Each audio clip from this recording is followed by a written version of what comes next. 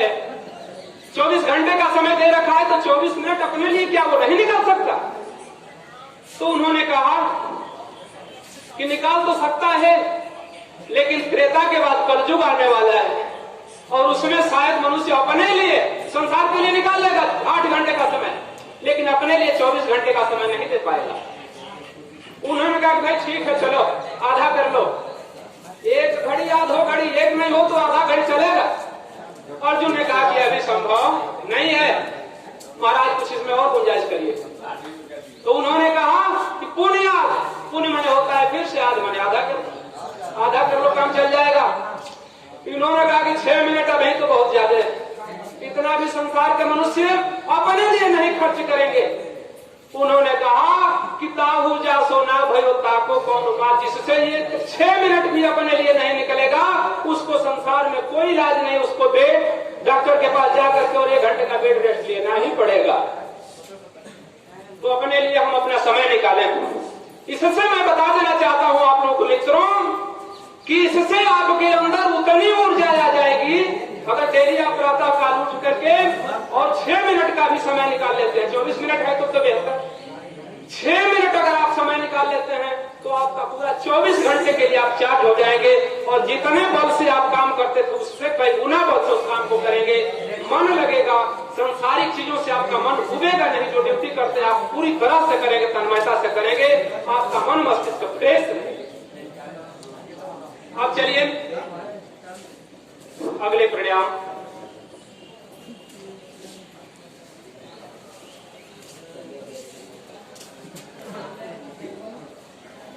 अब इसके बाद हम लोग करने जा रहे हैं, माताओं को कमर से संबंधित बहुत परेशानियां होती हैं और पत्थरी की, भाइयों को भी शिकायतें होती हैं, बहनों को भी शिकायतें होती हैं। शिकायत होती है लेकिन उसका इलाज बड़ा आसान है और उसको हम नहीं करते, इसलिए हम उसके लिए ऑपरेशन कराना पड़ता है, शरीर को चीरफाड़ करना पड़ता है, वह हो ही नहीं। इसके लिए बड़ा ही सरल उपाय हमारे मनीषियों ने अपने पूरे जिंदगी को तपा करके और इसको आविष्कृत किया और अपने आविष्कार हम लोगों को प्रदान किया, लेकिन हम करते नहीं। 6 महीने तक जब कोलेस्ट्रॉल और कैल्शियम की क्रिया होती है तो जा करके ऑक्जेलाइट नामक पदार्थ बनता है, उसी ऑक्जेलेट से वह पत्थरी का निर्माण होता है। वह हमारे पित्त में हो सकता है, जहां इकट्ठा हो जाए, हमारी आंतों में हो सकता है, किडनी में आजकल तमाम होने की संभावनाएं बढ़ जाती है। और यह नहीं होगा यदि आप चक्री आसन करते हैं, जल करके भस्म हो जाता, दोनों क्रियाएं टूट जाती। जिसे 2 लोग खाने इकट्ठा किया, दोनों छीट दिया, एक बच्चा आ गया, तो उस तरह से इकट्ठा नहीं हो पाएगा। कैल्शियम भी शरीर के लिए जरूरी है और कोलेस्ट्रॉल भी जरूरी है, लेकिन उचित मात्रा में, और दोनों अनुचित मात्रा में निष्क्रिय अवस्था में पड़े हुए की अवस्था में तो आपस में क्रिया करते हैं और ऑक्जेलेट बनाता है, जिसकी वजह से जो पत्थरी का निर्माण होता है और वह पत्थरी की शिकायत सबके अंदर होती है। साथ ही साथ यह कमर दर्द तो होगा ही नहीं, इसलिए इस प्राणायाम को करने का प्रयास करेंगे। हाथ कमर पर, एक हल्की सांस अंदर लें, रोकें, छोड़ें। छोड़ने का मतलब कि बिल्कुल सांस जितनी अंदर हो उसको बाहर फेंकने की कोशिश करें, कुछ ना बचे अंदर। फिर एक लंबी सांस अंदर लें, रोकें, छोड़ें। एक गहरी सांस अंदर लेते हुए कोशिश ये करेंगे कि जब आप कहीं भी अगर आपके पेट पर चिकन आती है उस समय वायु बाहर होगी और फिर जैसे ही यहाँ रिलैक्स होगा सांस अंदर आना शुरू हो जाएगी। सांस आप भर करके और झुक रहे हैं, यहाँ से धीरे धीरे थोड़ा थोड़ा छोड़ेंगे और ऐसे दिन करते हुए आएंगे। तेजी नहीं करना है, पहले एक बार आप देखिए, इसके बाद करने का प्रयास कीजिए, क्योंकि गलत रीत से किया हुआ जो प्राणायाम है वह फलित नहीं होगा। जो आप चाल बढ़ाएंगे काम गड़बड़।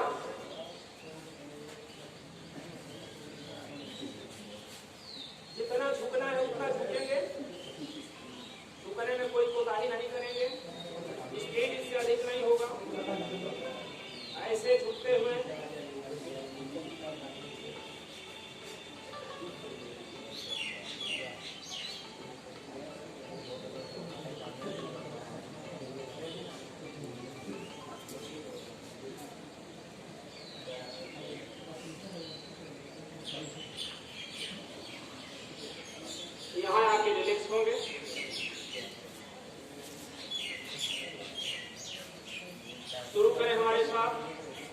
3 बार क्लॉकवाइज, 3 बार एंटी क्लॉकवाइज, घड़ी की दिशा में और फिर घड़ी के विपरीत दिशा। सांस भरते हुए शुरू करें, आधे दूर तक जाते जाते सांस छूट जाएगी और फिर वहां से लेना शुरू करें।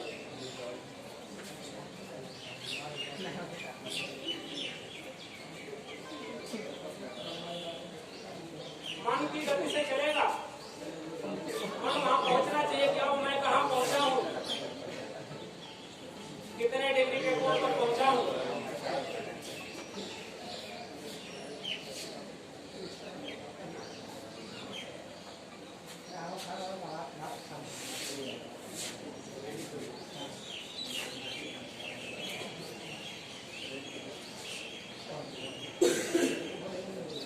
यहाँ आकर के रिलैक्स,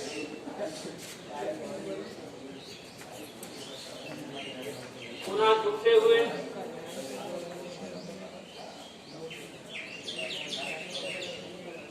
सांस को धीरे धीरे आधे दूर तक छोड़ देंगे, फिर आधे दूर से प्रारंभ करेंगे।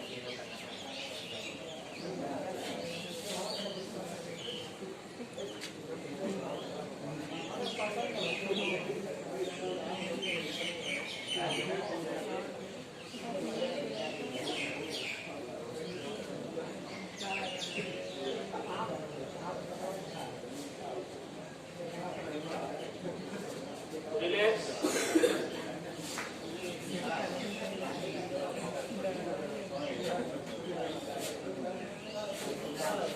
पुनः 10 सेकंड के रिलैक्स के बाद तुरंत सांस लेते हुए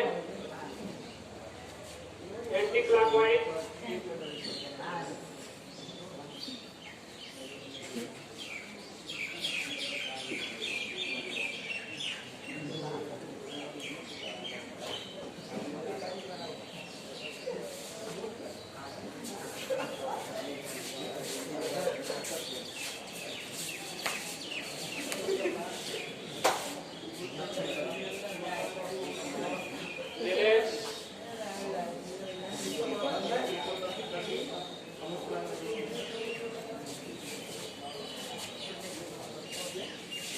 अगली क्रिया के लिए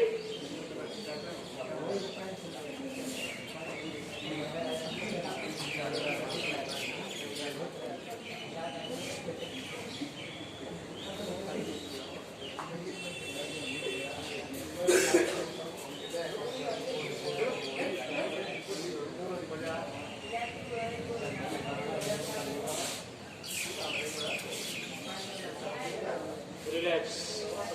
इसी तरह से 3 बार क्लॉकवाइज और 3 बार एंटी क्लॉकवाइज करने का होगा। आप सीधा कर लें, रिलैक्स महसूस करें।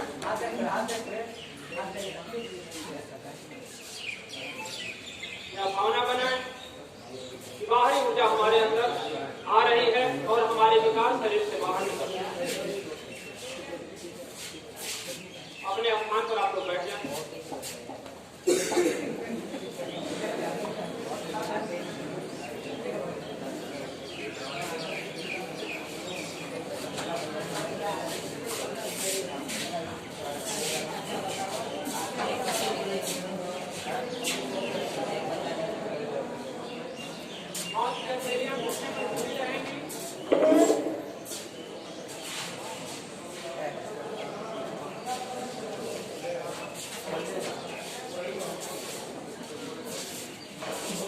आंखों के लिए प्राणायाम। आंखें परमात्मा ने 100 वर्षों तक दे रखी है कि 100 वर्षों तक ये हमारा साथ देगी, लेकिन इसकी अनदेखी करने की वजह से इस पर चश्मे चढ़ाने पड़ते हैं। समय से पहले ये देखना बंद कर देती है, या तो दूर दृष्टि दोष हो जाती है या फिर निकट दृष्टि दोष हो जाता है, अथवा दोनों विकार पैदा हो जाते हैं। तो क्यों, इसका कारण क्या है? 2 चीजें हैं। एक तो हमारा फैशन हो गया है कि हम बल्ब जला करके सोएंगे। बल्ब जला करके सोने वाला व्यक्ति, अंधेरे में अगर सोता है कोई व्यक्ति, तो सीधे सीधे मतलब है कि जो प्रकाश में सोता है वो अपने समय को बर्बाद कर रहा है और साथ ही साथ विश्राम अवस्था में नहीं आ पा रहा है। शरीर में हमारे जितने भी तंत्रिकाएं हैं उसमें तंतु पाए जाते हैं जो प्रकाश को ऑब्जर्व करते हैं। हमारे मस्तिष्क में तंतु पाए जाते हैं जो प्रकाश को अब्जॉर्ब करते हैं। जैसे चंद्रमा सूर्य के प्रकाश से प्रकाशित हो जाता है, उसी तरह से यह तंतु प्रकाश पा करके और प्रकाशित हो। मस्तिष्क को सदैव सिग्नल देते रहते हैं कि प्रकाश है, दिन का समय है। तो हम सोते हुए भी पूरी तरह से सो नहीं पाते। जलाना है तो बल्ब जला, जिस समय सोना है उसमें बल्ब ऑफ करके और इसके बाद से सोइए। जगते हैं इसके बाद उसको ऑन कीजिए। इससे दो फायदे, एक तो 8 घंटे की निद्रा 6 घंटे में आपकी पूरी हो जाएगी।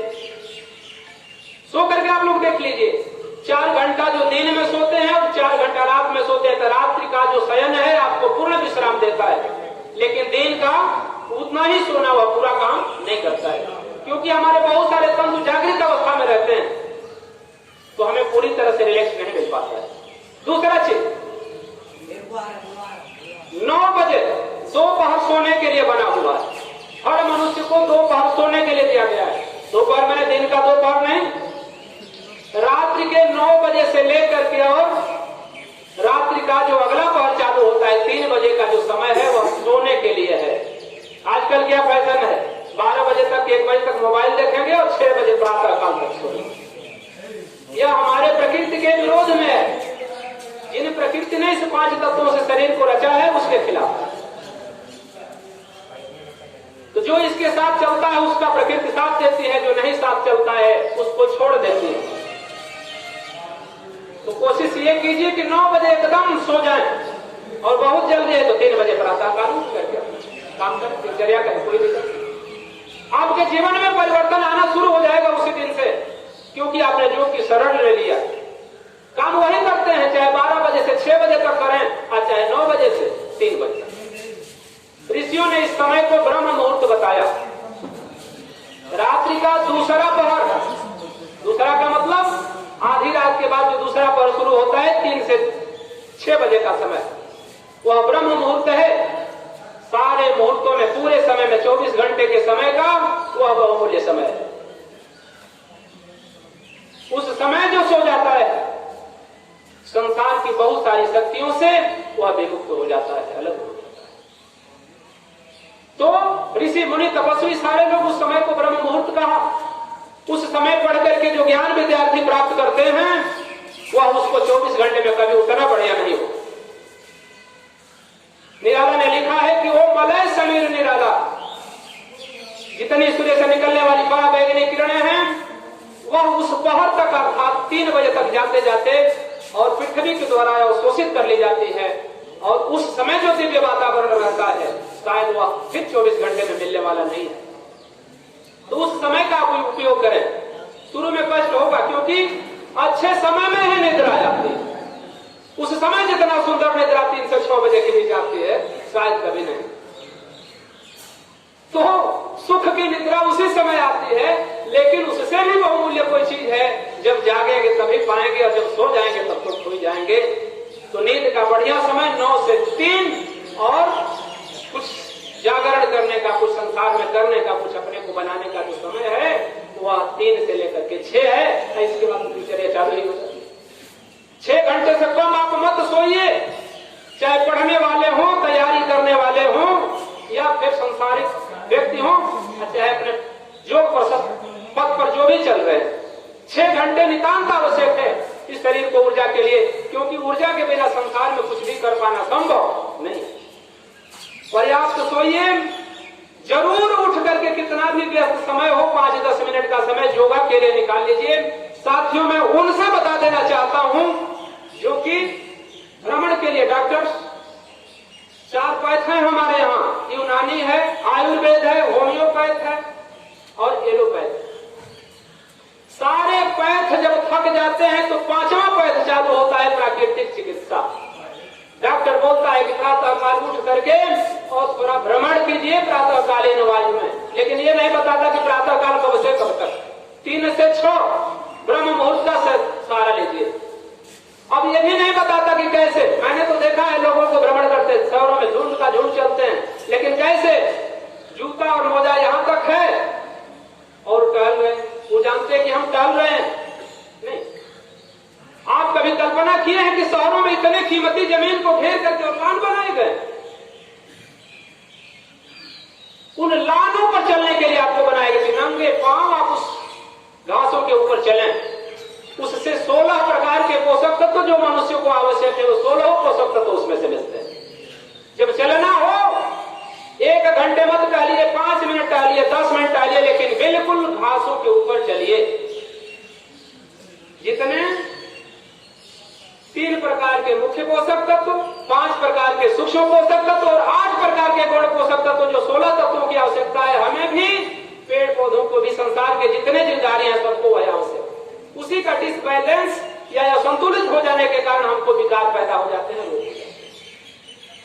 तो घासों के ऊपर चलिए। शहर में तो घास लाने की जरूरत नहीं है, तो हम अपने खेतों में टहल लेते हैं, प्रातःकाल तो हो जाता है। खेत की निगरानी भी हो गई और नंगे पांव हम चल भी लिए। साथ ही साथ उसमें गुप्त रहस्य क्या छिपा हुआ है उसको मैं बता देना चाहता हूं। नंगे पांव चलने के बाद में अर्थ मिलता है आपको। उसी अर्थ के कारण इस पृथ्वी का अंग्रेजी में माने भी अर्थ होता है। ये RTH अर्थ मैंने पृथ्वी। जिस तरह से पॉजिटिव तार है वह जल नहीं सकता जब तक उसको अर्थ न मिले, उसी तरह से यह शरीर के सारे विकार अर्थ के उपस्थित होने पर या अर्थ मिलते ही ये सारे विकार नष्ट हो जाते हैं। लेकिन हम लोग तो 24 घंटे मौजे जूता लगा कर बाबा हम अर्थ नहीं लेने देंगे, इस शरीर को क्यों अर्थ लेने देंगे। बात तो देखने में छोटी लगती है लेकिन इसका प्रभाव बहुत बड़ा है। पहलवानों को जब लड़ाया जाता है तो जब बड़े पहलवान हो जाते हैं तो गद्दों पर भेज दिया जाता है, गद्दे पर लड़ते हैं शहरों में जाकर, और प्राथमिक स्थिति में पृथ्वी पर रेंगते हुए लड़ते हैं। यहाँ पर जो पहलवान 5 मिनट की कुश्ती करता है गद्दे पर जाकर के 3 मिनट से अधिक नहीं कर सकता, क्योंकि इसकी ऊर्जा जो है लगातार इससे आदान प्रदान होती रहती है। मैं बता देना चाहता हूं कि जो लोग प्रातःकाल अर्थिंग जो की भूमि होनी चाहिए, अर्थिंग में बिल्कुल गीला न हो, पहलवानों को देखे होंगे आंकड़ा, उस पर अगर प्रातःकाल आप लोग जमीन के संपर्क में रह करके और अगर लेटें तो विकार आपके ऐसे ही 10 से 15% विकार नष्ट हो जाएंगे, आपके अंदर विकार आएंगे ही नहीं, क्योंकि आपको अर्थिंग हो गया। यह भी संभव नहीं है तो प्रातःकाल नंगे पाओ तो थोड़ा देर तक अर्थ दे सकते हैं शरीर को, आपके जीवन में अद्भुत परिवर्तन होंगे। जब भी ख्याल पड़े पर्याप्त मात्रा में सांस लें और छोड़ें, जब भी ख्याल पड़ जाए, उसके लिए कोई समय निर्धारित नहीं, क्योंकि हम तो व्यस्त रहते हैं। पर्याप्त मात्रा में लीजिए, छोड़िए। छेना खाएंगे तो 10 रुपया लग जाएगा, इसमें पैसा भी नहीं लगना है, तो इसको कहें तो लाई करते हुए जब ख्याल पड़े ले लीजिए पर्याप्त मात्रा में और फिर छोड़ दीजिए। आपने बहुत मूल्यवान चीज ले लिया है और फिर विकारों को निकाल दिया। जब भी ख्याल पड़ जाए तो हम करें कि नाली में गंदगी है, जब भी 24 घंटा में जब समय मिला आप फ्लैश चालू कर दीजिए, जितनी गंदगियां हैं बह जाएंगे। और ना ही तो उसी तरह मंद मंद पानी गिरते गिरते तो शरीर में विकार उत्पन्न होना ही। एक सेल को साफ करने के लिए आपके पास मोटरसाइकिल में देखे होंगे जिससे आवाज आती है एयर क्लीनर, उसको ले जाकर के प्रेशर से साफ कराते हैं। ऐसे में 30 लाख अब उसको मिलाए हैं, उनको साफ करना है, उनके लिए एक बार भी सांस लेकर के साफ नहीं करता, तो विकार उत्पन्न होना ही होना है, थोड़ा तुमसी होना ही होना है।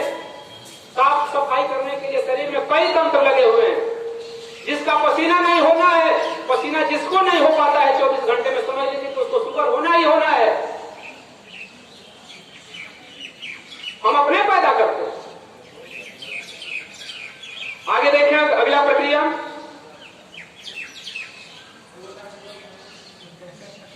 हाथ को थोड़ा रगड़ लीजिए, रगड़िए। यह कृत्रिम मलहम है कि प्राकृतिक है? प्राकृतिक है। कृत्रिम तो हम लोग बहुत लगाते हैं, बड़ा सेंट भी देता है। लेकिन मित्रों मैं बता देना चाहता हूं कि इस मलहम का अगर सेवन करते हैं तो जो चमक आपके अंदर आएगी वो मरहम नहीं देगा, वो तो बनावटी है, कुछ ही समय के लिए होगा। इसको लगाइए, चेहरे पर लगाइए।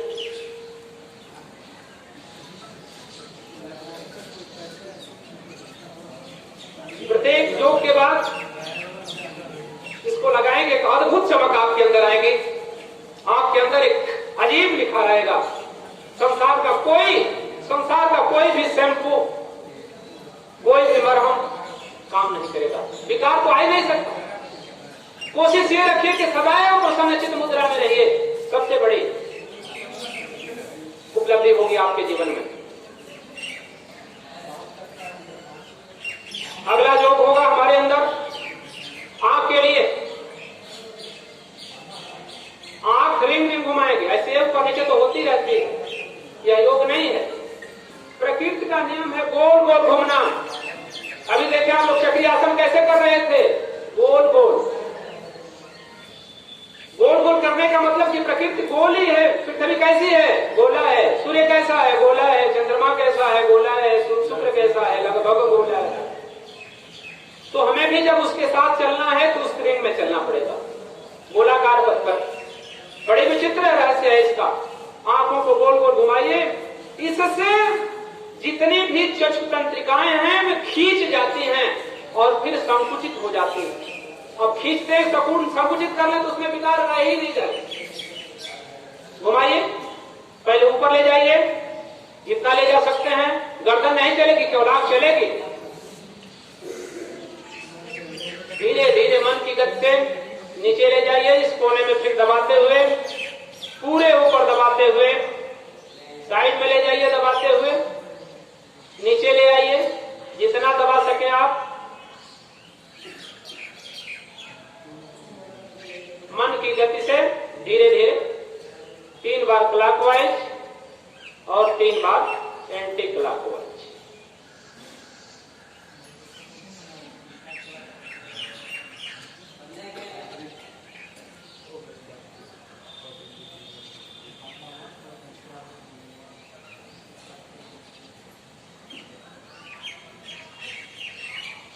जिस दिन से इसको करना शुरू कर देंगे, जितना डिग्री का चश्मा लगता है ठीक उतना ही पर उठ जाएगा, उसमें सुधार होने लगेगा। और जो व्यक्ति पढ़ता है, हम लोग अभी आराम से पढ़ते हैं, कोई दिक्कत नहीं। सुबह से लेकर शाम तक 23 बार 20 बार चलता रहता है, कोई दिक्कत नहीं। आप लोगों को भी बड़ा अद्भुत लगेगा। लोग कहते हैं सर आपको महंत में लेकरों को पढ़ने के लिए जरूरत नहीं पड़ते। बिल्कुल आपको भी नहीं पड़े, जितना है उतना रहेगा। करना तो सीखिए।